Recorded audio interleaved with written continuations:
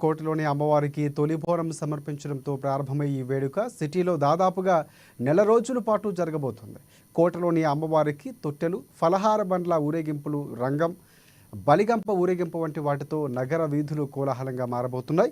ఈ నెల 14న సికింద్రాబాద్ ఉజ్జయిని మహంకాళి అమ్మవారికి, 21న లాల్ దర్వాజా శ్రీ సింహవాహిని అమ్మవారికి భక్తులు బోనాలు సమర్పిస్తారు. తిరిగి గోల్కొండ కోటలో బోనాల సమర్పణతో వేడుక ముగియనుంది. జాతర ప్రారంభ సూచిక జగదాంబిక అమ్మవారి ఆలయ మార్గంలోని మెట్లకు స్థానికులు శుక్రవారం పూజలు చేశారు. సిటీలో అత్యంత వేడుకగా జరిగే బోనాల జాతర కోసం అన్ని ఏర్పాట్లు చేసినట్లు అధికారులు చెబుతున్నారు. సిటీలోని అమ్మవారి ఆలయాలను అందంగా ముస్తాబు చేసినట్లు వెల్లడించారు. సంబరాలు ప్రశాంతంగా జరిగేలా పలు సెన్సిటివ్ ఏరియాల్లో బలగాలను కూడా మోహరించినట్లు పోలీసులు వెల్లడించారు.